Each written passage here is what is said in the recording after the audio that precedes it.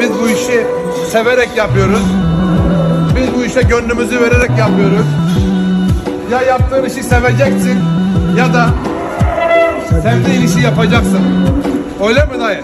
Doğru. Bak bir çocuğumuz bak 7 yaşında daha bu çocuk başladı. Şimdiden başlar bize kardeş. Böyle kolay ekmek yok. Sağda solda mafyayım diye gezmeyeceksin oğlum. En büyük mafya kimdir lan? Biliyor musun? Bilmiyor. Nereden bilecek? Evine ekmek götüren adamdır. En büyük baba o adam. Benim gözümde öyledir kardeş. Osmaniye'den selam olsun bütün gönül dostlarıma, arkadaşlarıma, abi.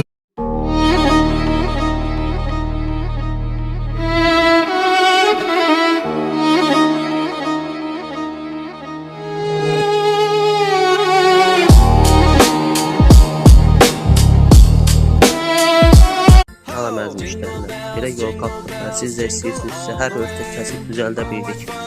Baxın, belə 6 maqnitli bolda paketdə sürüşmür, ağappaq daş kimi. Hər ölçü düzəltmək olur. Salam əziz müştərilər, hər vaxtınız xeyir olsun. 2-2-yə yumur xalçalarımız dekabr ayının 31 gününə kimi 2-2-yə yumur xalçalarımız endirmədik. Bölgün alırsan, baladası 81.50 sizə hədiyyə. Eşq elə bir şeydir, ürəkdən gəlir. Onu soraqlamaqla, soruşmaqla alınmaz. Onu soraqlamaqla, soruşmaqla alınmaz. Qəlbim elə küstü, barışmaqla alınmaz. Geçdi daha bitdi, danışmaqla alınmaz. Salam əziz müştərilər, bu gördüyünüz 2-3 ağ xalçalarımız bayram kampaniyasına endirmək üçün 31 dekabr ayına kimi 3 dənə çeşitli belə gözəl ağ xalçalar. Bunları alanlar üstündə 80 milli hədiyyə. Buyurun, izləmə sizdən. İnşallah siparişləriniz gözləyirik.